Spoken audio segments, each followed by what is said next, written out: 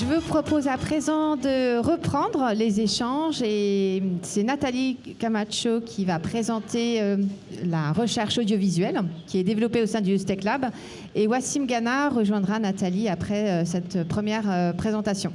Merci. Merci. Bonjour à tous et toutes. Et je vais vous présenter aujourd'hui.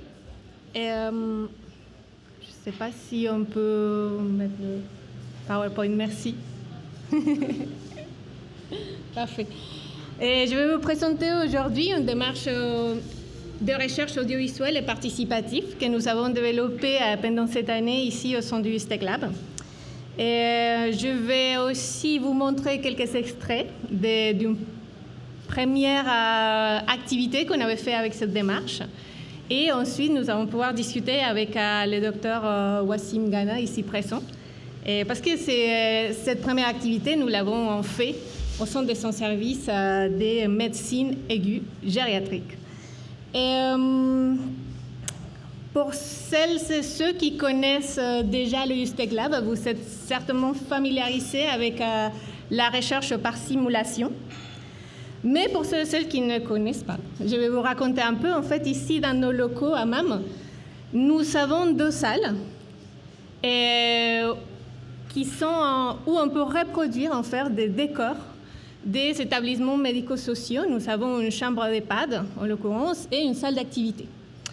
Et l'idée, c'était de travailler à partir des mises en scène et avec des comédiens ou comédiennes qui jouent le rôle de patients. Et en fait, les professionnels de santé venaient pour participer à cette mise en scène. Et pour nous, en fait, ce qui était très intéressant, c'était de pouvoir voir et observer en détail la manière comme les professionnels s'approprient de la situation et de cette interaction avec des outils technologiques qu'ils ne connaissent pas forcément. Et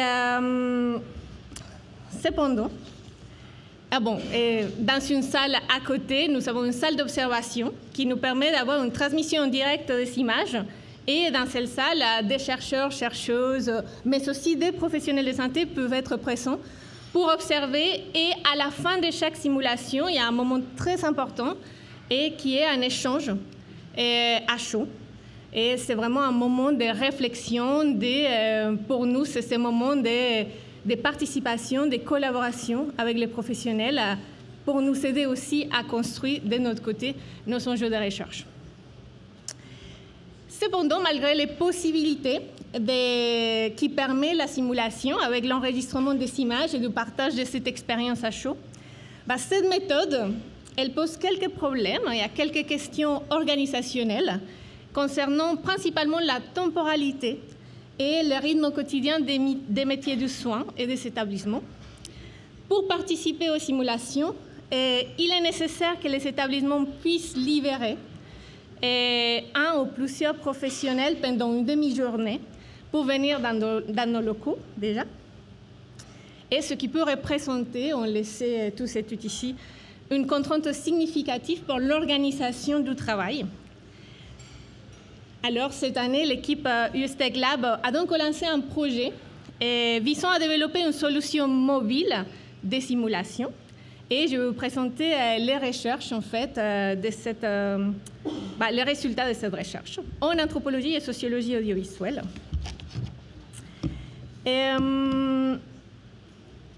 En allant d'abord sur le terrain, les observations que nous avons faites dans le cadre de ce projet, on s'est rapidement rendu compte qu'il n'était pas possible de reproduire la recherche par simulation telle que nous le faisons ici. Et ça pose plusieurs questions. Ça nous a posé plusieurs questions sur le moment. C'est aussi, on revient sur des enjeux organisationnels, sur des enjeux techniques et logistiques et méthodologiques. Alors, d'une part, sur ce qui est l'angle organisationnel, je vais passer, pardon.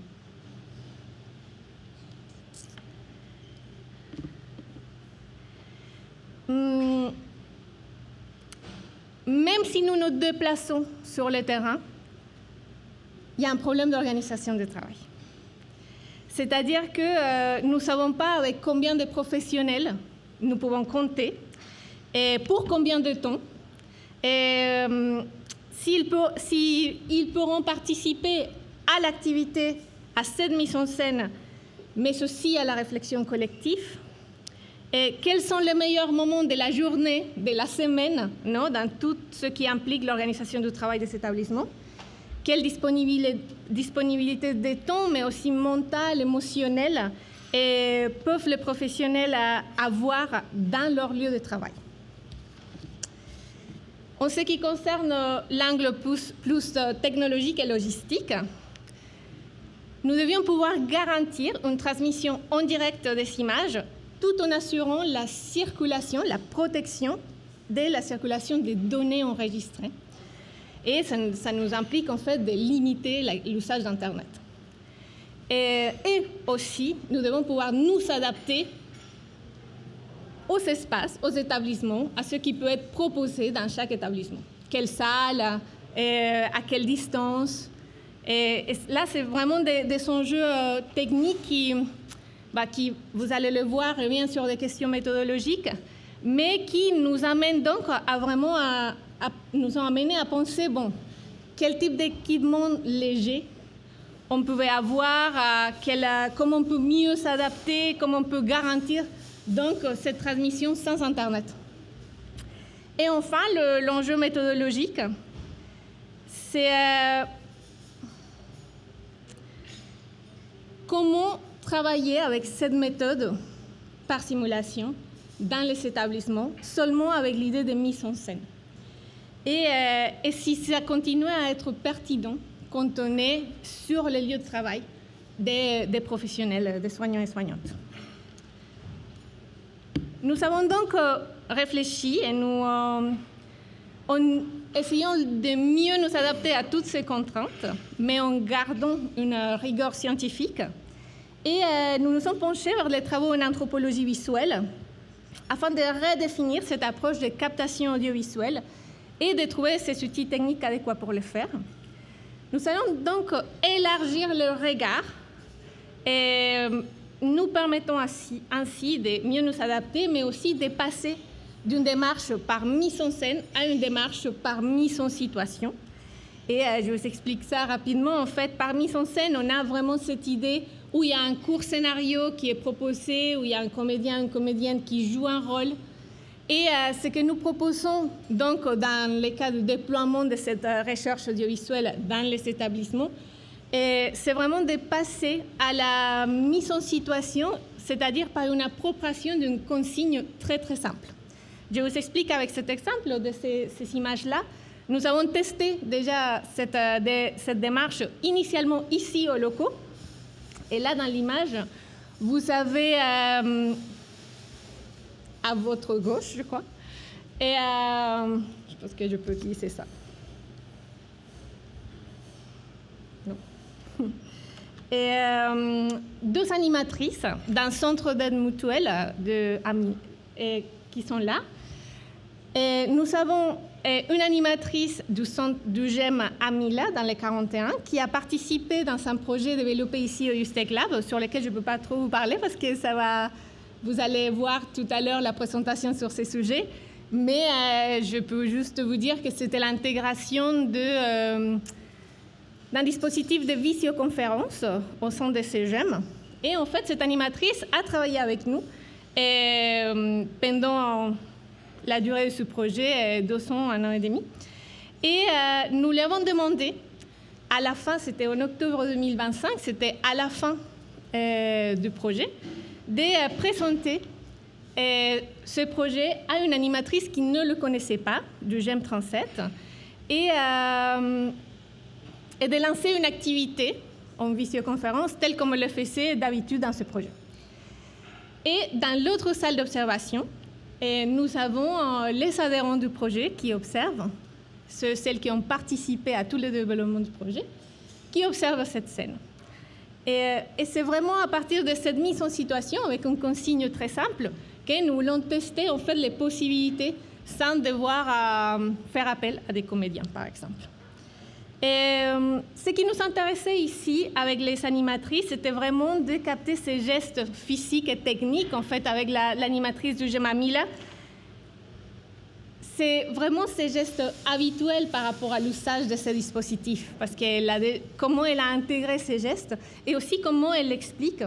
Et par rapport à l'animatrice du GEM 37, et vraiment quelles étaient ses réactions avec la possibilité d'un déploiement d'un projet comme celui-ci dans un autre GEM.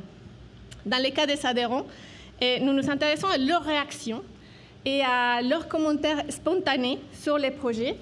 Et en fait, ce qui était très intéressant, c'est qu'au cours de toutes ces interactions, nous avons réussi à réorganiser un ensemble de données qui nous ont permis en fait, de mieux comprendre l'ensemble du projet.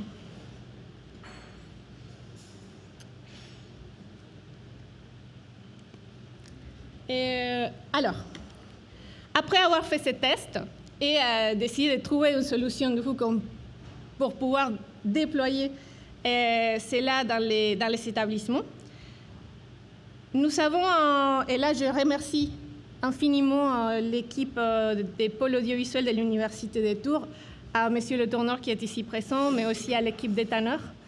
Et en fait, nous avons pensé à un dispositif qui devait être léger, à 2 caméras. Alors, tout rentre ici, c'est pour ça que je l'ai mis ici. On a un dispositif qui est vraiment très léger, qui nous permet de faire des captations à 2 caméras, je ne vais pas rentrer dans les détails techniques, mais 2 caméras avec des objectifs fixes, et qui nous permettent aussi d'avoir un angle plus large possible pour capter toutes les situations et nous adapter mieux à n'importe quel terrain. Et avec des micros très puissants pour éviter aussi d'utiliser à chaque fois des micro-cravates. Et comme ça, suivre un peu les rythmes des établissements et ne pas devoir en plus perdre du temps avec l'installation des micros. Et ces dispositifs-là, comme vous voyez sur la photo, en fait, nous l'avons testé au service de médecine aiguë gériatrique de l'hôpital en mars de cette année. Et là, vous voyez, on a une transmission en direct des images. Et en plus de cela, nous avons la possibilité d'enregistrer tous les flux d'images, en plus de faire le montage en direct. Du coup, cela vraiment nous permet d'avoir le maximum de possibilités pour nous adapter à plusieurs contextes. Nous avons opté pour une solution câblée, mais de facile installation, parce que c'était la manière la plus fiable de garantir la circulation protégée des données. Mais nous testons quand même une solution sans câble, mais pas en passant par Internet, mais par un signal SDR. Mais ça serait qu'avec une seule caméra. Ça, on est en format test. Jusque-là, on a pu essayer les formats câblés. Et aussi, dans ces dispositifs, au-delà des caméras fixes, nous avons la possibilité d'avoir des caméras mobiles, vraiment une caméra embarquée qui peut être plus malléable et qui peut mieux s'adapter au contexte.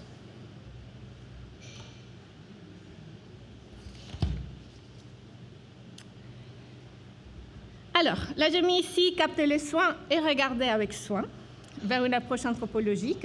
Alors, dans le champ de l'anthropologie visuelle, le fait de filmer un contexte social et dans ce qui nous concerne ici, un contexte des soins, nous permet le registre, bien entendu, des données qualitatives. Et c'est comme une sorte de prise en note audiovisuelle que nous pourrons visionner à plusieurs reprises pour l'analyse. Mais surtout, cette démarche nous permet d'accorder à la recherche la capacité d'aborder et de regarder finement des dimensions vécues de l'expérience sociale. Et ce sont les expériences telles que les émotions, les mouvements des corps, les gestes, les relations implicites, les ambiguïtés sociales. On peut vraiment avoir en détail les doutes. Et c'est ça qui est très intéressant et qui est très fort pour nous en tant que chercheurs, d'avoir cette possibilité de capter les situations de soins, au-delà de la prise de notes qu'on développe dans nos observations tout le temps. Et,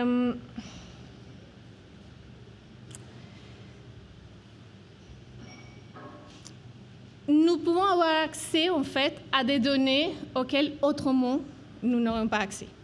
Ou que dans la prise de notes est insuffisante, ou même dans la rédaction peut être insuffisante. Sur l'image que vous avez ici, c'est une séance de co-construction d'un guide d'usage au local du GEM à Mila, à Blois. C'est en novembre 2025. Et là, nous avons une caméra embarquée, vraiment qui est très près, qui accompagne toute la situation, qui se rapproche, qui participe à la scène. Et pour ce qui est du STECLAB, vous le savez aussi, c'est très important pour nous de garder cette recherche participative qui est indispensable pour nos travaux. Et nous essayons vraiment, en tout cas dans ce dispositif, d'avoir ce moment, même si ça peut être court, mais vous allez le voir, je vais vous montrer des extraits de ce que nous avons fait à l'hôpital, mais de garder toujours un moment collectif de discussion où on puisse échanger avec les professionnels de santé par rapport aux outils sur lesquels nous travaillons. Là, c'est une photo justement avec les adhérents et les animatrices du GEM à Mila en octobre 2025, ici dans nos locaux. Et c'était le moment des débriefings à chaud. Et c'était vraiment très intéressant parce que là, on partait d'une discussion sur l'activité elle-même, qui était cette mise en situation, mais on a débordé sur l'intégralité du projet, même depuis sa genèse. Et du coup, c'est vraiment cette ouverture qui permet de regarder des images et aussi l'échange par rapport à ce qu'on a vu, qui souvent, en général, nous permet d'aller plus loin dans nos recherches.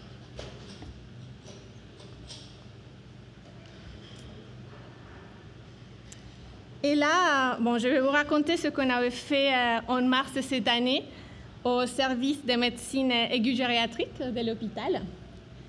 Nous avons donc testé ce dispositif par une mise en situation. Là, vous pouvez voir les deux angles. En fait, là, il y a l'installation avec les deux caméras. Et nous sommes restés pendant 2 journées entières au service de l'hôpital, ce qui nous permettait en fait d'ouvrir toutes les possibilités d'accueil des professionnels. Et nous avons prévu une activité très simple. Là, vous voyez au milieu, nous travaillons principalement, là, en l'occurrence, c'était avec une bibalance. C'est une balance connectée qui permet la prise de poids, mais aussi de l'équilibre, et qui a des jeux, des activités, vous allez voir tout à l'heure. Et en fait, nous l'avons mis au centre. C'est une balance qui était méconnue par une partie des professionnels du service. Et l'idée, c'est que pendant ces 2 journées, nous restons là. Et en fonction du temps qu'ils avaient, les professionnels prenaient 15 minutes pour venir tester la bivalence et échanger avec nous. Et nous avons toutes les images que nous pouvons observer dans une autre salle déjà en direct, comme vous avez vu tout à l'heure.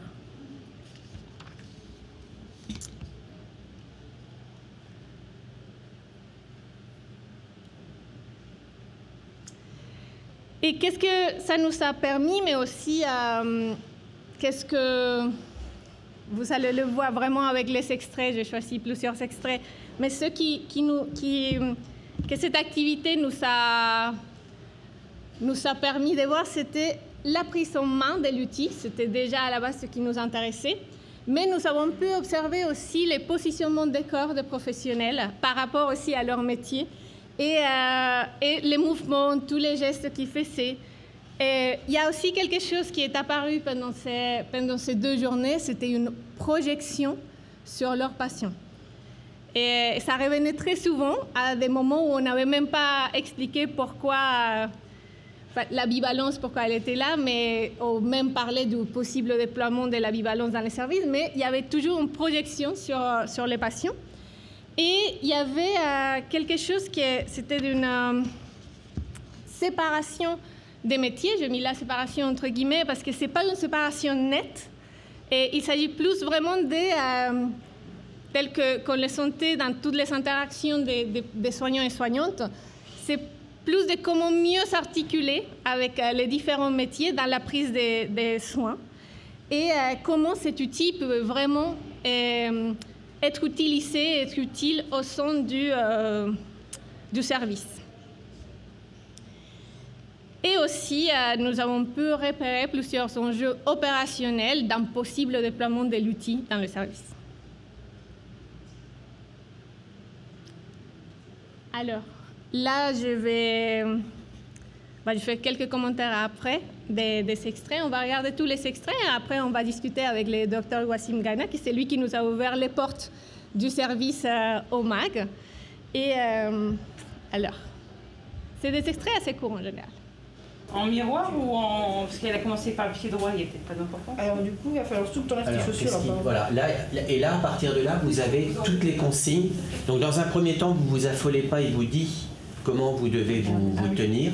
Et puis après, il va prendre des mesures, et c'est sur la base de ces mesures-là que les tests qu'on a vus... Tu cliques sur allons-y, je crois. Merci, parce que du coup, vous voyez pas très bien. Ah, on voit bien le côté assistante sociale. Je crois. Je crois qu'il faut... Moi, j'en profitais pour prendre des photos. Il faut faire ça. Je pense que ce serait bien que tu fasses ça. Ouais, c'est ça, il y a un côté toujours... Le diplomate. On verra s'il y a une différence ergokinie après dans le discours. Je me vengerai du... Ah, d'accord, on va échanger. Tenez-vous droit, les pieds joints. Et gardez les yeux droits, regardez bien. Alors là, dans ce premier extrait, c'est la toute découverte, vraiment la toute première découverte de l'outil par ces professionnels. Et on voit déjà comment elle se positionne avec la tablette par rapport à la personne qui utilise la bibalance. Et aussi, il y a des petites remarques sur les métiers respectifs. Et ça, pour nous, en tant que chercheurs et chercheuses, est vraiment très, très intéressant.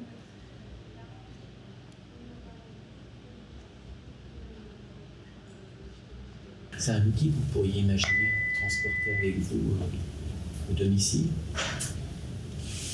La tablette, oui. Après ça, je ne sais pas comment ça se présente. Vous touchez. Parce que c'est quand même... je ne sais pas si c'est lourd, par exemple. Ça ne pas...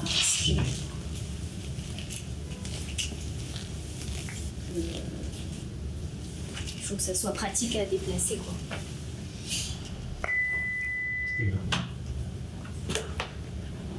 C'est lourd quand même.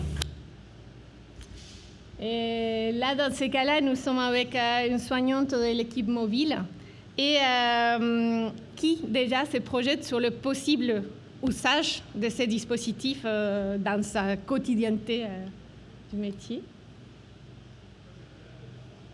Dans un premier temps, il vous donne les consignes. Regarde bien droit, regarde de loin. Voilà, là, il vous dit quoi faire, clac.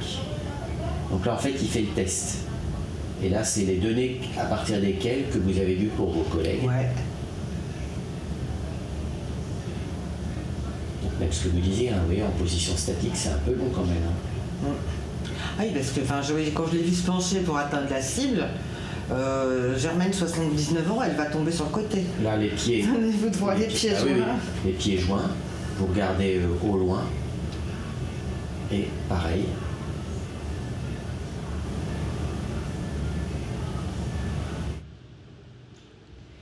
Là, nous sommes avec une aide-soignante, on voit tout de suite comment elle se projette. En faisant l'exercice, elle est déjà dans la projection de ses patients.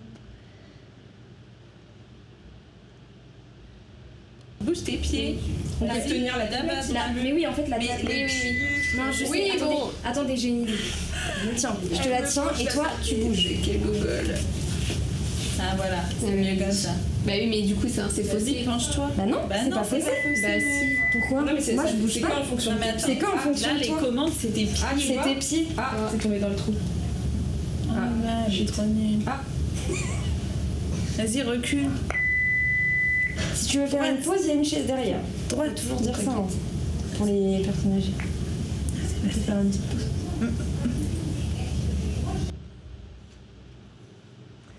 Et ici, nous sommes avec 4 médecins internes et qui découvrent ensemble l'outil, mais aussi il y a cette projection tout de suite sur l'usage. Est-ce qu'on peut dire qu'il y a une chaise pour faire une pause? Et là, on va les voir dans les échanges, à la fin de chaque, pendant les 15 minutes, avec le temps de découverte de l'outil, et à la fin, un moment d'échange, de débriefing par rapport à la situation, à la mise en situation. On va voir avec elles ce qu'elles disent. En quelques mots, vos impressions après cette petite séance de test? Peut-être pas pour la gériatrie, parce que je pense qu'ils vont soit tomber. Il y a certains exercices qui sont un peu compliqués, je pense, pour la Ils vont pas comprendre la tablette. Quel patient, en fait. Ça va pas être instinctif. Je me penche en avant et la balle avance sur la tablette. Ils vont pas capter. Peut-être pas tous. Ça dépend. Moi, je nuance votre propos. Moi, je trouve que c'est bien, mais par contre, c'est l'utilisation de la tablette. Déjà, nous, on a eu un peu de mal à trouver les différentes choses. Donc, en fait, il faut être accompagné. Donc, de toute façon, c'est fait pour être accompagné. Mais s'il y a un professionnel qui est formé, moi, je trouve qu'il n'y a pas de problème pour les personnes âgées. Qui est formé, mais genre pour les guider. Pour les kinés, ça peut être bien. Mais oui, c'est ça. Ou alors que ce soit sur une télé, pas sur une tablette. Déjà, oui, ok. Pour qu'ils comprennent que c'est pas la tablette qui bouge, c'est. Oui, un écran fixe. Ouais, parce que non, ça, je suis assez d'accord, ça fait. Chloé, je suis désolée, Glasgow, 15-27 ans, elle n'a pas capté. Donc, le patient qui est confus, je pense que. Oui, c'est vraiment. Après, ça, c'est pour plus les problèmes moteurs. Et puis, il faut aussi qu'il soit assez stable pour pouvoir se tenir debout sans appui. Oui, et c'est pas la norme ici, en tout cas. Non, mais ça peut être un travail d'approfondissement. Mais par contre, en SMR. Oui, c'est un travail d'approfondissement, ça, en vrai. En SMR, c'est ludique en plus. Ça, je pense que ça peut les amuser. Et bon, ici, nous voyons déjà des propositions, en fait, de comment l'usage peut être fait. Et là, je vais plus revenir sur les 2 derniers extraits par rapport aux réflexions après la mise en situation. Il y a quand même beaucoup de nos patients qui ont vraiment un équilibre très précaire et la station debout est assez compliquée. Et donc juste ce qui était fait pour la prise de mesure, notamment mesure de l'équilibre avec les quelques exercices, c'est vraiment que pour nos patients qui sont très bien en forme, qui vont pouvoir le faire, et pour les autres, ils ne pourront pas le faire. Ils ne pourront pas. Ils vont forcément chuter en le faisant, ou ils vont tenir 5 secondes debout et après ils ne tiennent plus. Là, pour nous, nous avons vraiment des caractéristiques en fait, des patients. Et aussi, c'est très intéressant la projection qu'il fait sur les risques. Là, on est avec un infirmier. Et le dernier. Le poids, vous le prenez comment, le poids de vos... On a des chaises. On met les patients... vous les asseyez. Oui, on les assied. C'est pour ça, là, pour nous, au MAG, ça va être un peu compliqué parce qu'on n'a pas beaucoup de patients qui sont valides, tenus au niveau membre inférieur et tout. Ils arrivent. Sur le ça va être pas mal qui sont déjà habitués aussi. Oui, c'est ça, c'est que vous avez des personnes qui... Il marche, il peut marcher, mais il ne peut pas se tenir là debout longtemps parce qu'il n'aura pas d'équilibre. C'est ça, en fait. Il n'aura pas d'équilibre un peu, Ouais, ça veut dire que vous spontanément, c'est pas un objet qui vous semble forcément facile à utiliser pour une partie de vos... pour les patients, parce qu'il y en a qui viennent qui sont... Bon, physiquement, on les voit bien, mais qui ont des troubles cognitifs. Donc, leur dire de faire ce qu'on a fait, ils ne vont pas le faire. Ah oui, donc soit parfois c'est physique, soit en plus c'est cognitif, soit parfois c'est les deux. C'est ça. Okay. C'est ça. Donc, forcément... Mais alors, quel serait... Parce qu'on s'est posé la question quand vous nous aviez vu avec Nathalie, on s'était posé la question des professionnels qui vous semblaient peut-être les plus à même. Ce serait l'infirmière, c'est l'aide-soignante, c'est la kiné. Est-ce que vous imaginez des professionnels qui pourraient être peut-être plus à même d'être dédiés à c'est les aides-soignantes, c'est sûr. Moi, pour moi, la kiné, oui, ergothérapeute. Oui, les ergothérapeutes. Et vous, en tant qu'aide-soignant? Même les kinés aussi, parce qu'eux, ils arrivent à faire marcher les patients ou à faire des transferts avec les patients. Nous, parfois, on n'arrive pas. On se dit, le patient, il tient sur ses jambes. Voilà. Parfois, on est étonné. Tiens, il tient sur ses jambes. Mais les kinés, ils arrivent à les stimuler, à les faire marcher. Mais nous, on n'arrive pas. Et vous, quand vous dites ça, vous dites plutôt les kinés. Ce serait plus une question de compétence ou c'est une question de temps? Est-ce que vous auriez, le matin par exemple, vous avez le temps dans une activité d'être soignante le matin Là, il faut compter quoi Allez, une fois que vous avez créé votre dossier passant, 5-10 minutes, un quart d'heure. Si vous voulez faire plusieurs exercices, vous l'avez le matin, ça va être difficile. Peut-être l'après-midi. Oui. Si c'est le matin, ça va peut-être vers 10h45 ou 11h plus on finit. Si tu as fini tes toilettes, voilà. 10. 11h, on n'a pas presque fini, parce que ça dépend du secteur. Là, tu te trouves. Très souvent, à 11h, 12h, on peut. Là, il y a un petit temps. Oui. Ok. Très souvent, si le secteur est un peu calme, en fait. Oui.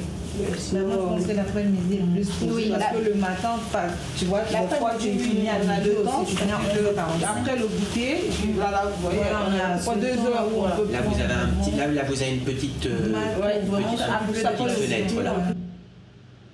Alors, désolée, il y avait des petits problèmes de synchro. Mais là, ce qui nous intéresse, là, en l'occurrence, dans cet extrait, c'est vraiment, ça nous permet de comprendre l'organisation du travail aussi.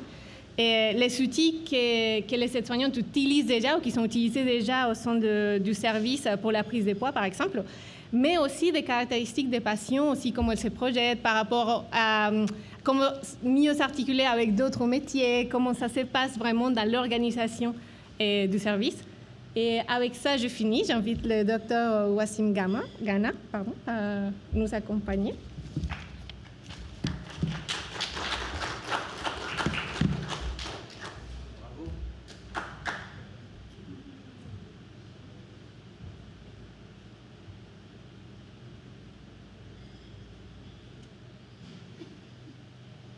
Bonjour. Bonjour. Ça marche. Ça marche? Oui. Et Wassim, merci beaucoup d'être là.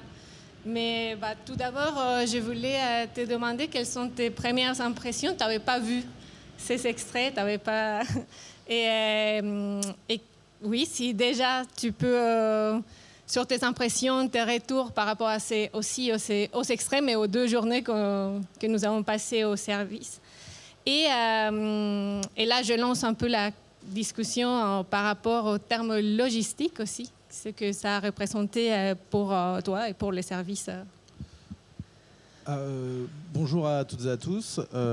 Wassim Gana, je suis un des praticiens hospitaliers du service de médecine aiguë gériatrique dans lequel j'exerce une partie de mon activité clinique. On a parlé d'équipe mobile, j'exerce aussi en équipe mobile, donc on pourra se poser la question de certains usages en équipe mobile. Merci pour l'invitation. Alors moi je suis assez surpris parce que je ne pensais pas que ça serait aussi riche et je ne pensais pas qu'on aurait de la vidéo avec autant de spontanéité alors qu'il y a 3 caméras ou 2 caméras, des câbles partout, des sociologues, on sait même pas, la plupart ne savent pas ce que c'est qu'un sociologue d'organisation du travail, pardon, mais on te connaît, mais... On connaît l'USTECLA, mais c'est vraiment... je pense que la plupart, sur anthropologues, on ne sait pas exactement quel était le but de la recherche. Et pour autant, on a participé, et tout le monde, je vois, a participé volontiers. Tu t'as parlé d'organisation. Ça a été un défi en tant que tel que d'organiser 2 jours. Parce qu'il a fallu trouver le local, prévenir les équipes. Et finalement, malgré l'organisation... j'ai fait du rabattage toute la journée pour demander aux gens de venir parce que finalement il y a un gros sujet d'organisation et concrètement je pense que le trigger qui a fait aller les gens dans cette pièce en participant avec enthousiasme après coup, c'était vraiment allez s'il vous plaît, allez-y, faudrait que vous puissiez aller, même 1 minute, 5 minutes, 10 minutes en fonction du temps.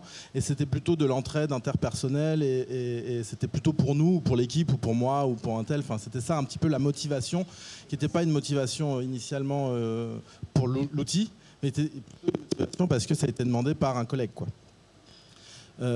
Et donc on se rend bien compte que les questions organisationnelles pour organiser ce type d'expérimentation, elles sont hyper importantes. Tu l'as dit, tu l'as fait sur 2 jours. On a réfléchi à se dire pour essayer de capter le plus de personnes possible à différents moments parce que c'est pas forcément les mêmes professionnels qui ont les mêmes dispos au même moment. On allait faire une espèce de porte ouverte sur 2 jours. On aurait même pu le faire la nuit avec les équipes de nuit en 24-24. Ça aurait été plus compliqué. Mais c'était important de le faire comme ça. Et le fait que systématiquement, il y a un accompagnateur dans la salle initialement avec de la mise en retrait, je trouve que ça rend bien et je suis assez content de voir les images. Je te coupe juste un instant, j'ai oublié de vous dire que nous avons eu une trentaine de soignants et soignantes qui sont passés pendant les 2 journées et on a plus de 5 heures d'enregistrement en images. Là, c'est vraiment que quelques extraits. Ouais. Et au-delà, alors même pour une expérimentation, même si c'est pour faire plaisir à Wassim Ghana dans le service, parce qu'avec les collègues que je m'entends bien, au-delà de ça, et ça pose une question de façon même, une question hyper importante pour la suite de l'implémentation d'un certain nombre de nouvelles façons de faire du soin avec un tiers technologique ou non. On entend mieux. Au-delà de ça, il y a le fait que dès lors où on demande du temps pour participer à quelque chose, quelle que soit la nature de la participation, au fil de l'eau dans un service hospitalier, il y a toujours un espèce de mécanisme de coping où on se dit on va faire face à un nouveau stress qui va désorganiser notre temps de travail qui est déjà extrêmement compliqué. Et donc la réponse est plutôt naturellement non. Donc en fait, ce qui se passe, c'est que les soignants, dès lors on leur propose de faire quelque chose en plus, entre guillemets, ou d'essayer d'intercaler quelque chose, c'est perçu comme un aléa, comme un truc en plus. Et le premier sentiment qui va émerger, c'est un sentiment de difficulté ou de stress. Et donc, il va falloir mettre en marche peut-être ce qu'appellent les psychosociologues ou les organisations, enfin le stress au travail, des mécanismes peut-être de coping et d'adaptation, sachant que des aléas et des difficultés organisationnelles, dans le soin courant, il y en a déjà plein.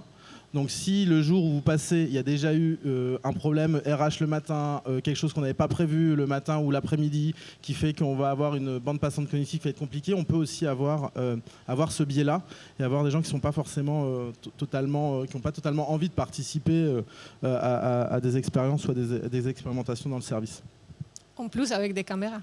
Et en plus, alors la caméra, j'en parle pas parce que je sais pas trop comment elles ont appréhendé la caméra au début ou la captation de l'information, mais c'est vrai que la caméra, il y a toujours peut-être aussi une petite appréhension, quoi. Mais pour vous raconter comment ça s'est passé, en fait, c'était très spontané. Il s'arrivait, on disait, en fait, on est en train de filmer. Il signait la feuille d'autorisation et en fait, c'était vraiment plus l'outil qui attirait l'attention. C'était pas... on n'a pas senti, d'ailleurs, personne nous a dit qu'il ne voulait pas être filmé. Et tout s'est bien passé. Il y a une personne qui était un peu réticente. Après, on lui a expliqué, on lui a montré. Elle a dit « Ah non, ça va ». Et tout s'est super bien passé. Et en fait, ce qui était très intéressant aussi, c'est que Wassim a fait un travail incroyable pour motiver les équipes. Mais en fait, entre les participants qui venaient nous voir, ils appelaient eux-mêmes d'autres personnes pour qu'ils viennent. Parce qu'il y avait des soucis de concurrence, de compétition par rapport à certains jeux, mais il y avait vraiment une intention de voir cet outil et de comprendre si c'était possible un déploiement ou pas. En fait, il y avait une curiosité en fait, pour ce qui est en train de se passer dans la salle. Et aussi, juste un truc, ça apparaît assez évident. Mais étant donné que j'avais teasé l'expérimentation, qu'on avait parlé de ce device qu'on expérimente avec le USTEC Lab, de près ou de loin, certains soignants disent « Ah ouais, c'est la balance du docteur Wassim Ghana, moi j'y crois pas forcément, mais je lui dis pas en face, enfin bref et tout. » En fait, ils n'ont pas compris on n'a pas forcément compris que c'est pas quelque chose qu'on veut leur imposer, que ça me fait plaisir et que moi je suis convaincu et que je suis le VRP de l'outil. Au contraire, j'ai beaucoup de questions et peut-être même plus de réserves que certains concernant cet outil-là. Pour autant, le mettre à l'épreuve des faits, partager effectivement ce genre de constat avec les collègues, ça permet de... Donc je leur ai dit systématiquement, non, mais moi, la balance, je m'en fous, c'est pas la mienne, j'ai pas de part, je vais pas la vendre. Si c'est, entre guillemets, pas du tout adapté ou pas bien, ou pour plein de raisons, très bien et pas pour nous, enfin peu importe, il faut rester hyper cohérent avec ce que l'on pense et véritablement, quand on va tester, ce que l'on va en penser. Et ça aussi, ça a quand même généré, ça a quand même débloqué les choses. Et comme ça, finalement, il n'y avait pas de pression sur le fait qu'on leur impose éventuellement un outil et qu'il n'y ait pas eu même si ça leur, entre guillemets, ça leur convient pas, quoi. Ça paraît évident, mais il a fallu le dire. Je m'en suis rendu compte qu'après. Oui, tout à fait. De toute façon, de notre côté aussi, de rassurer les soignants et soignantes au moment d'arriver dans la salle et leur dire, nous, on n'a pas un parti pris, en fait, on veut juste on racontait ce qu'on faisait en sociaux, en anthropo. Dans certains cas, on montrait les dispositifs dans la salle d'observation aussi. Et vraiment, nous, on veut voir comment vous l'a testé, quels sont vos gestes, quelles sont vos impressions. C'est ça qui nous intéresse. Et je pense que ça a bien marché. Ah oui, il y a eu ça. Et la deuxième étape, c'était alors pourquoi on teste effectivement et pourquoi pas sur les patients. Et la deuxième étape, je leur dis, mais en fait, l'objet d'étude ce jour-là, c'est clairement pas la balance, c'est vous. Vous êtes les cobayes. Donc on dit ça un peu de façon rigolote, mais en fait vous participez et c'est vous. Alors si vous n'avez pas envie de le faire, bien entendu, on ne le fait pas. Mais clairement, c'est vous les cobayes. C'est des méthodologies de travail innovantes. C'est des choses qu'on a moins l'habitude de voir, où c'est le travail d'un anthropologue ou ce genre de technique. La vidéo, même nous, c'est assez éloigné de ce que l'on peut voir de près ou de loin quand on est dans un hôpital, quelle que soit la nature du soignant qui participe aussi de près ou de loin à la recherche. Donc il y avait aussi un côté intriguant qu'on a essayé de cultiver tout au long de cette expérimentation. Donc j'envoyais mes cobayes. Je disais allez, il faut aller se faire tester là dans la salle de test avec la balance. Et on a eu 30 personnes. On aurait pu en avoir un peu plus de 30, mais c'était déjà pas mal. Ouais. Oui, c'était super. Et je profite là de tes derniers commentaires pour te demander si tu avais toi des attentes particulières, parce qu'on est arrivé avec cette activité en te proposant de faire la captation, mais... Oh non, pas du tout. C'était sans a priori. Je m'étais dit que si toutefois on arrive à capter ou à débunker des choses ou des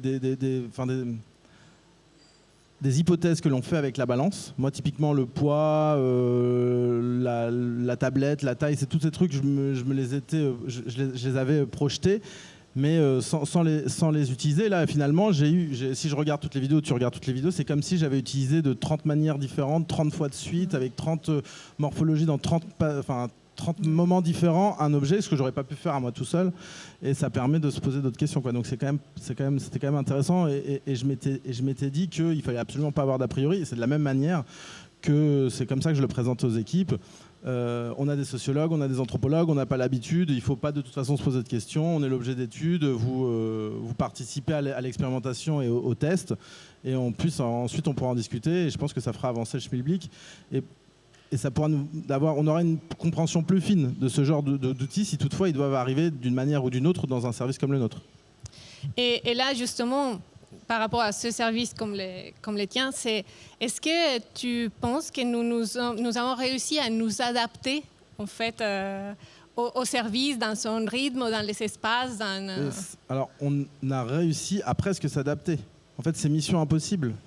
C'est comme je disais, les organisations elles sont tellement complexes que déjà les affaires courantes sont difficiles à organiser de façon sereine à l'hôpital, mais dans d'autres, à plein d'endroits, que finalement, y ajouter des briques ou des éléments, c'est jamais facile.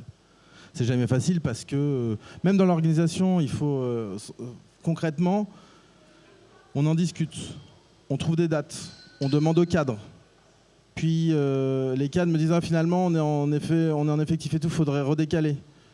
Puis on se dit qu'on le mettra là, mais alors la porte finalement, j'avais pas compris, mais on peut pas la fermer complètement, la porte avec le câble qui passe en dessous. Ah non, finalement le câble passe en dessous. Donc en fait, il faut quasiment mètre par mètre, point par point, comme si on était, je sais pas, dans une centrale nucléaire. Il faut essayer de tout anticiper tout le temps, et c'est assez compliqué. Juste en fait pour mettre 2 caméras dans une pièce, un écran, enfin un ordinateur portable avec quelques devices dans une autre pièce, une balance au milieu. Et demander aux gens de rentrer dans une salle, dans un service de soins, c'est déjà hyper compliqué. Et encore, on a eu 30 personnes sur 2 jours, mais on aurait pu, je ne sais pas, le nombre d'équipes qui est passé sur ces horaires-là et le nombre de personnes qui auraient pu être, ça aurait pu être 3, 4, 5 fois plus. Donc c'est beaucoup d'efforts pour finalement, enfin là ça suffisait, on a quand même réussi à avoir beaucoup de monde, mais c'est-à-dire qu'on est quand même, on a un taux de transformation qui est intéressant, mais c'est quand même hyper compliqué dès l'organisation. Et ça mobilise beaucoup de monde et beaucoup de moyens. Ce qui est normal, hein, mais c'est pas si évident, donc il faut essayer d'avoir quand même une espèce de plan de préparation qui est bien rodé quand même. Et du coup, tu penses qu'on pourra refaire quelque chose comme ça? Ah bah oui. Non mais alors je dis pas que c'est insurmontable ou c'est pas. Je dis juste que moi, on peut en faire toutes les semaines, ça me pose pas de problème. Je dis juste qu'il faut ça donne quand même du sens à le fait qu'on dit que l'on veut co-construire, que l'on veut investir, qu'on veut faire du in vitro, enfin qu'on veut rentrer dans les services. Et il y a beaucoup de... Très bien, c'est exactement ça qu'il faut faire, mais il y a quand même... On se heurte à une certaine réalité, quoi. On se heurte à une certaine réalité et on se rend bien compte que, par exemple, dans la recherche traditionnelle pharmacologique, par exemple, ça coûte très cher parce que ça mobilise aussi beaucoup d'efforts par patient. Quand on inclut un patient, ça prend du temps, ça prend voilà. Et donc, l'industrie pharmaceutique, par exemple, paye très cher pour juste de l'inclusion de patients, en plus de... Voilà. Donc, c'est pas si évident que ça, et nous quand on arrive avec d'autres méthodologies et qu'on essaie d'aller chercher de l'information dans les services et qu'on essaye de s'intégrer dans le service, ça en vaut la chandelle, hein, je dis, mais c'est au prix véritablement d'efforts conséquents, quoi. Et on peut pas y aller comme ça au pied levé, ça ne marche pas. Oui, mais pour raconter à la salle, en fait, pendant ces activités-là, il y a eu plusieurs propositions de la part des soignants et soignantes, par exemple, de répéter l'activité, mais avec l'usage, je ne sais pas comment dire, une combinaison des GIR. C'est l'indicateur pour le niveau de perte de... On a une combinaison qui mime le handicap. Oui. Qui mime le handicap avec des sensations, des douleurs, des limitations, notamment dans les mouvements. Et on pourrait effectivement tester la balance en mettant cette combinaison de simulation. C'est une combinaison lestée avec des lunettes aussi qui brouillent un peu la vue, des choses qui peuvent, en tout cas des handicaps qui peuvent être liés au vieillissement des personnes. Ouais. Et ça, c'était très intéressant pour nous parce que ça ne venait pas de nous. En fait, c'est vraiment en testant la balance que les soignants et soignantes se sont dit « Ah, mais nous, on a une combinaison, on pourra leur essayer, on aimerait bien le faire. » Et là, c'est vraiment dans toute cette projection aussi sur leurs patients qui était très, très intéressant. Et bon, merci beaucoup, Wassim. J'aimerais bien lancer un peu une question à la salle. Et s'il y a des responsables ici ou des personnes des établissements divers, si vous pensez qu'une activité comme celle-ci et des recherches pourraient être déployées au sein de vos établissements, de vos services. Oui. Est-ce qu'il y a un micro par là?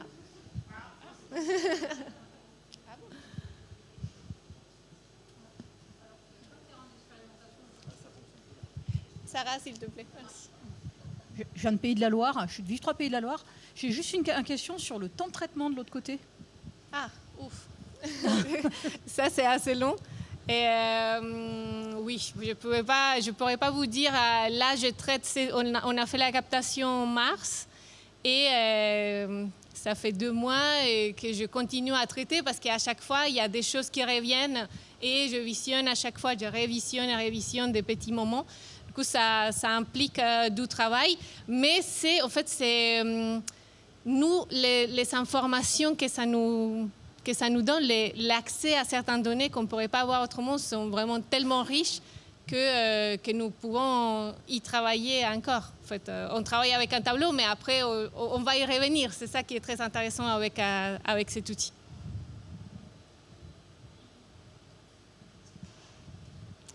Merci pour cette présentation. Moi, la première remarque que je voulais faire, c'était que, évidemment, c'est très enrichissant pour tout le monde, mais sur le plan pratico-pratique dans les services, puisque c'était ça votre question, c'est extrêmement difficile à mettre en place parce que quand on fait des formations aux paramédicaux, alors, à nos internes, on peut varier, on commence à 8h, enfin on termine le soir, mais avec les paramédicaux, c'est extrêmement difficile et il est bien dommage que les responsables l'encadrement en tout cas soient présents parce que c'est ce qui bloque, c'est qu'il est difficile de les rassembler tous ensemble et puis à quel moment. Alors on essaye, puisque les équipes tournent entre midi et 2, enfin plutôt vers 2h, donc on essaye de faire à ce moment-là, mais c'est rarement, enfin ils sont peu nombreux et extrêmement difficiles. Donc je voulais savoir, vous de votre côté, dis-moi comment tu t'y es pris parce que... En fait, ce que j'ai fait, c'est pas du tout innovant comme méthode. C'est que je suis passé, bien entendu, par l'encadrement, et ça a été un montage un peu en équipe, en parallèle, en fonction des besoins de la recherche et des difficultés organisationnelles dans un service tel que le nôtre. Les cadres sont pas venus, je crois. Elles sont venues tester ? Si. Les cadres sont venus tester, mais elles étaient prises dans les affaires courantes aussi. Il y en a une de nos cadres, elle s'était prise dans les affaires courantes. Donc moi concrètement, ce que j'ai fait sur ces 2 journées, j'étais dans le service sur une et en dehors des soins sur l'autre. J'avais quand même banalisé pour essayer d'essayer d'être un peu le rabatteur, comme je disais, et d'aller chercher, d'aller aider, d'aller proposer aux soignants. De prendre en charge parfois des choses qu'ils avaient à faire pendant le temps voilà. En gros, c'était un peu du bricolage parce que finalement, on a des organisations, comme tu disais, qui sont extrêmement pas du tout agiles. Pas du tout agiles.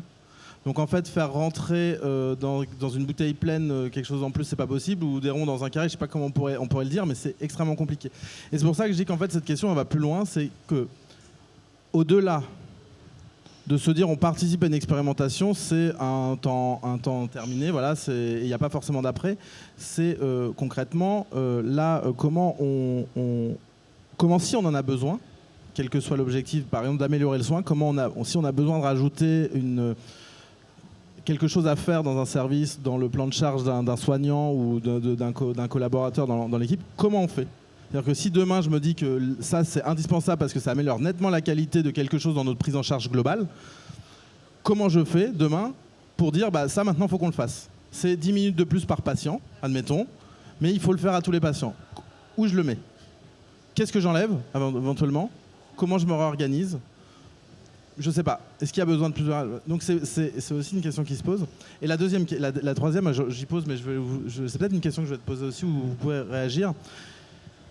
C'est ok, très bien, on a un outil ou une nouvelle façon de faire du soin avec un dispositif numérique, un dispositif médical numérique qui a des résultats. Ça améliore la qualité du soin. Ça améliore la prise en charge. En EHPAD par exemple. Comment on le finance ? En fait, on a aussi, je vais être peut-être un peu caustique, mais on a un problème de la façon dont on finance le soin, et notamment dans le médico-social. Ça pousse un peu à tirer vers le bas. Si on finance des devices qui permettent, par exemple, de faire de la prévention, d'avoir une meilleure santé de nos patients, le directeur d'EHPAD, il aura forcément moins de financement parce qu'il aura des GIR qui seront plus élevés, des choses comme ça. La prévention ne rentre pas dans son plan de financement, par exemple, le directeur d'EHPAD. Et donc, lui, à la fin, il va être en déficit. 85% des EHPAD publics en 2024 sont en déficit. On est près de 70% dans le non lucratif, donc c'est quand même énorme. Il y a un problème de modèle. Et les soignants, eux, ils sont dans le marasme du quotidien et ils se disent non, nous, on sera pas capable de... On aimerait bien, ça donnerait du sens, on fera du meilleur soin et tout ça, mais ça, c'est que des paroles en l'air, mais on n'est pas capable, si on ne valorise pas, tant sur le plan financier que sur le plan médical, ces innovations qui permettent de faire un meilleur soin, on sera toujours bloqué. Et donc, au-delà de se libérer du temps et de repousser les organisations pour des expérimentations, il faut aller encore plus loin que ça. Il faut se dire qu'on est en mesure aussi de se dire que quand il y a des choses qui sont importantes dans notre quotidien, donc faire de la recherche dans un CHU, implémenter des nouvelles façons de faire du soin ou avec des devices ou non, on est aussi capable de changer l'organisation. De la même manière que quand une loi ne va pas et ne répond plus à des problèmes sociétaux, on change la loi. Donc là, il faut changer l'organisation, il faut changer le financement, il faut changer la façon de voir les choses aussi. Je pense que c'est une dernière question, si je ne me trompe pas, par rapport au temps. Je vais juste être très rapide. Non, du coup, pardon, excusez-moi. Pas de souci, pas de souci. Il y a deux questions. Bonjour, Marie Voisin. Je suis chef de service au CEMTIC, qui est également un lab Vive 3, et basé sur Angers. Et en fait, je ne peux que partager tout ce qui vient d'être dit et les constats. effectivement sur parfois des injonctions qui peuvent être un peu paradoxales pour nous les labs, où effectivement on a vraiment cette envie de co-concevoir, d'impliquer les usagers terminaux, et finalement ces difficultés auxquelles on est confronté de recrutement, parce que c'est pas par manque de volonté effectivement des personnes qu'on va contacter, mais c'est effectivement quel impact organisationnel ça a sur eux de s'impliquer dans ces expérimentations, et comment est-ce qu'effectivement ça va être porté aussi par les cadres et par les responsables de service. Et je m'intègre aussi dans ce genre de démarche où effectivement il faut qu'on arrive aussi un peu à ouvrir un peu les chakras de tout le monde, les usagers, les cadres, etc., sur quel est l'intérêt de contribuer à ce type d'expérimentation, parce que ça va faire évoluer nos pratiques, et ça peut aussi être des bouffées aussi un peu d'oxygène et d'ouverture d'esprit des personnes avec qui on travaille, de nos collègues, de s'impliquer dans ces moments où on va tester un nouveau produit, où on va tester un nouvel usage. Je pense que ça fait aussi une démarche réflexive sur leur pratique et qui peut être extrêmement valorisante pour les professionnels, et ça rejoint un peu les premières interventions qu'on avait sur la formation. C'est aussi par ce genre de petites expérimentations qu'on vient aussi nourrir une réflexion, un positionnement en tant que professionnel. Mais je partage effectivement la difficulté du recrutement. Et là, on parle des expérimentations, mais on voit aussi qu'on peut parfois avoir ces problématiques-là dans le déploiement de certaines innovations qui, de la même façon, vont devoir être extrêmement accompagnées, en proximité, expliquées, etc., etc. Et que si on veut que toutes ces innovations, elles trouvent réellement leur place, il va falloir les tester, les évaluer, les co-concevoir, mais il va aussi surtout, après, falloir accompagner leur déploiement en proximité avec les soignants, avec les usagers, avec les patients.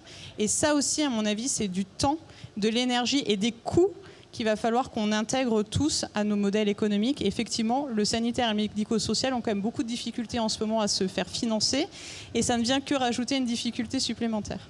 Oui, j'aimerais juste dire quelque chose, en tout cas par rapport à l'expérimentation elle-même et au dispositif.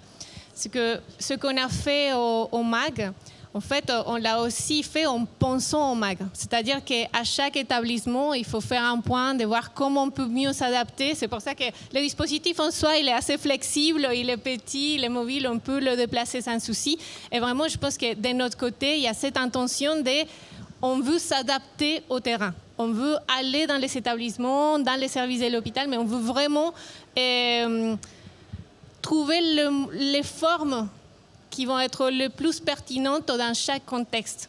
Et nous avons fait, en fait, pour pouvoir faire ce déploiement au MAC, on a fait des observations de terrain au préalable pendant quelques semaines. Comme ça, on comprenait un peu plus, en fait, on se faisait connaître aussi des soignants et soignantes. Et c'est ça qui nous a permis, je pense, d'arriver. Et certains nous connaissaient déjà. Du coup, il y avait des interactions différentes. Ce n'était pas de débarquer avec une caméra et voir ce que ça donne. C'est vraiment tout ce travail de se faire connaître, d'exploration, de montrer. Et vraiment, le plus important, et là pour tous les types d'établissements, c'est nous ferons de nos mieux de nous adapter à vous aussi, parce que c'est aussi notre travail. Et la dernière question. Oui, merci. Donc je suis Aurélie Dubois, la directrice autonomie grand âge CCAS Ville de Tours, avec la gestion de 4 EHPAD et 6 résidences d'autonomie. Alors je vais essayer de faire très très court. Je suis très très intéressée par l'outil et l'expérimentation, parce que hormis bien sûr nos difficultés financières, on a aussi d'autres leviers en lien avec la CNSA. Je pense notamment aux résidences autonomie. Et vraiment, nous, on est dans la prévention liée à la perte de l'autonomie, et avec justement des évaluations à faire. Donc clairement, moi, je vais très faire court. Je reviendrai auprès de vous, je vous donne la carte, et on verra avec aussi Dr Gana comment on peut travailler ensemble, d'autant plus qu'on a une convention avec le CHRU. Donc on est partenaire depuis plusieurs années. Effectivement, on est là aussi pour ouvrir un peu nos établissements, surtout dans l'intérêt de l'usager. Donc merci encore pour votre intervention.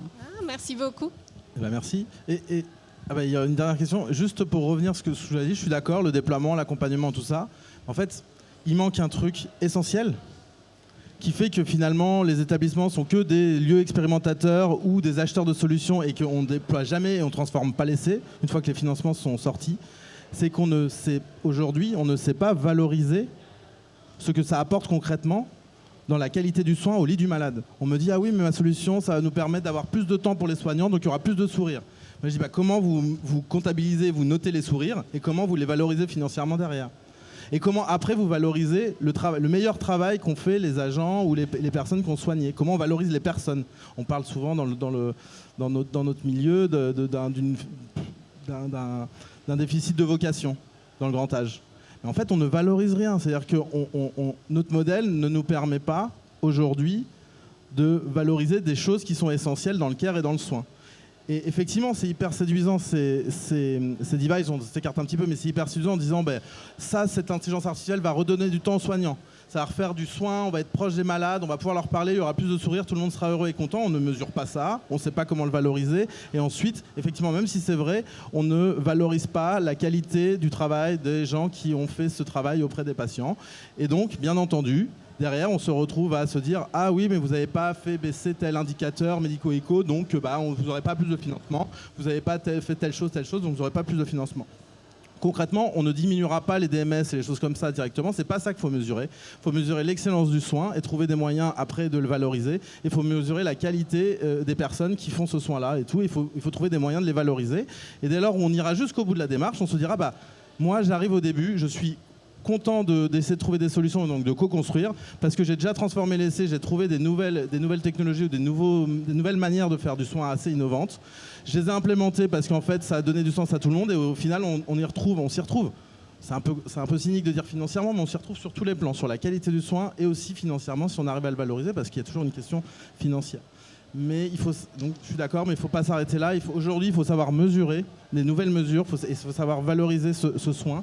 Ce soin, ou en tout cas ces nouveaux indicateurs de qualité du soin, il y a des méthodes qui permettent de le faire, mais en tout cas celles que l'on a aujourd'hui, celles qui sont utilisées ou les plus utilisées, elles sont pas forcément, elles sont en décalage. Et c'est là où on retrouve le décalage entre finalement il y a des expérimentations, il y a un peu d'envie et après il n'y a pas de transformation.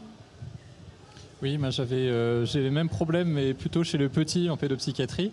Et on voit vraiment toutes les pertinences de ces questions parce que c'est pas juste des médicaments. Et nous, en tant que médecins, on est formatés sur est-ce que le médicament il marche ou pas. Et là, en fait, comment ça va être utilisé, ça va changer les pratiques de tout le monde. Est-ce que ça va être utilisé comme moi, le docteur, je pense, ou de manière complètement différente pendant tant de temps, telle personne, tel profil. Ça, c'est vraiment extrêmement pertinent, ces simulations, pour mieux affiner un peu l'usage de terrain imaginé ou en pratique, parce que c'est, je pense, deux choses différentes. Moi, j'avais les mêmes remarques que Wassim sur la côté de la valorisation. Il y a la valorisation de « Ok, j'ai pris du temps et à la fin, ça améliore les soins ». Et en recherche, nous, ce qu'on nous demande après, c'est de valoriser le travail de recherche. Donc, comment vous avez imaginé les choses on se faisait la réflexion avec Jean-Philippe, encore des médecins qui se disent voilà, questionner sur les usages, mieux comprendre, c'est de la recherche différente. Ok, mais si derrière on la valorise pas de la même manière avec des topos comme ici, mais des publications, en fait ça n'existe pas la recherche quand elle n'est pas publiée, quand elle n'est pas valorisée. Donc voilà, je voulais avoir un peu votre réflexion par rapport à ça, parce que 4-5 heures de vidéo, non, je ne sais plus combien. 5 heures. 5 heures de vidéo, vous allez regarder 3 fois, avec une analyse thématique, de reprendre l'analyse thématique, les faire relire. Après, on pourrait faire de la recherche collaborative, où ce serait bien que les soignants, l'aides-soignantes, ils vérifient que les thèmes que vous avez retrouvés, ils sont cohérents par rapport à ce qu'elle voulait dire quand elle a dit ça. C'est énormément de travail et énormément de matériel. C'est pas juste ça marche ou ça marche pas, quoi. C'est pas comme un essai randomisé contrôlé. C'est beaucoup de travail d'analyse. Donc je voulais avoir un peu vos réflexions sur l'interprétation, l'analyse et puis la valorisation académique. Oui, là nous sommes dans l'étape d'analyse, vraiment de thématisation, de tout dérocher en détail, de révisionner comme vous dites, et de faire... vraiment de travailler avec un panorama général de ce que nous avons, avec des thématiques principales. Et après, là, c'était la première occasion de pouvoir montrer à Wassim et d'avoir ses retours aussi. Et je pense que c'est quelque chose qu'on va refaire avec d'autres extraits et vraiment de travailler sur ces données. Mais aussi en complément, je pense que ça c'est important, c'est pas seulement la partie audiovisuelle, mais c'est aussi en complément avec les observations que nous avons faites dans le service. Après, pour la valorisation, vous avez tout à fait raison. Là, on est dans la première étape de valorisation. On a fait le dispositif, on l'a depuis février, on l'a utilisé il y a 2 mois. Du coup, c'est vraiment de pouvoir le présenter, de qu'est-ce qu'on fait, qu'est-ce qu'on a envie de faire. Et je suis d'accord que c'est par une publication que ça va mieux se valoriser. Après, je pense qu'il y a d'autres occasions, lors des congrès, des colloques, où on peut présenter ce qu'on fait. On espère pouvoir faire d'autres expérimentations bientôt. Et du coup, d'avoir aussi un volet comparatif méthodologique et aussi d'apporter à chaque projet ou outil en particulier que est possible de déployer les données qualitatives concernantes.